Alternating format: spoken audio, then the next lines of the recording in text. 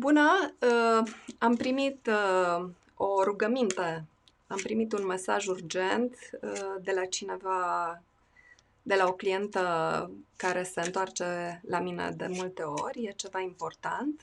Am să o numesc Larisa, dar ea știe cine e, de fapt, nu este numele real. S-a întâmplat ceva, a intervenit ceva în viața ei astăzi și vrea să vadă ce s-a întâmplat de fapt, care au fost lucrurile pe care nu le știe, care nu i s-au spus, ce a însemnat reacția cuiva drag, care a fost, să zicem așa, ciudat. Am să spun acum, am să tai pentru tine, Larisa.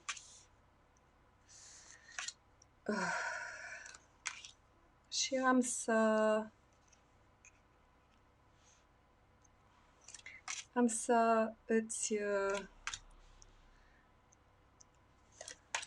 să-ți citesc pentru ceea ce s-a întâmplat astăzi, pentru întâlnirea ta de astăzi. Vezi și tu cum pun cărțile.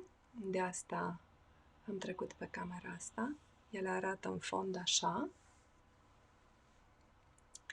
Ei bine,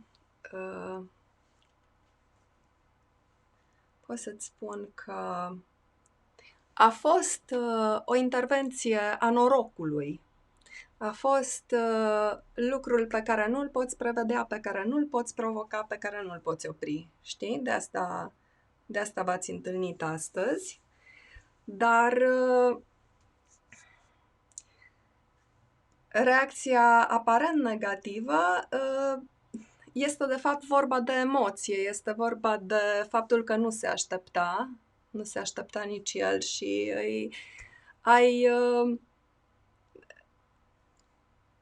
n-a avut îndrăzneală, n-a avut... cartea Nebunie e pusă de-a curmezișul, știi? Este... în ciuda faptului că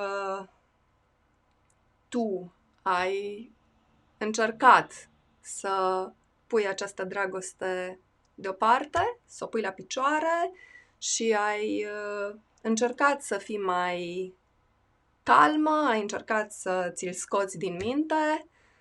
S-a întâmplat treaba asta total neașteptată.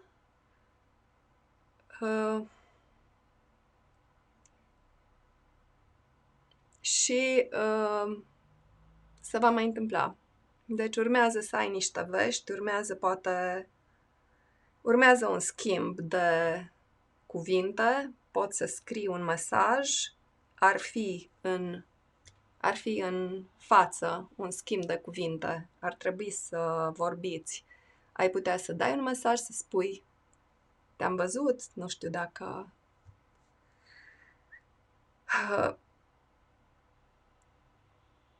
Ce văd nu se întâmplă o mare schimbare în viitor, dar sunt lucruri magice care care îți apar în cale. Îți apar în sfârșit niște ajutoare. Ai un motiv să scrii acum, să-i dai un mesaj, măcar ca să te liniștești, ca să știi că nu te-a ocolit din alt motiv.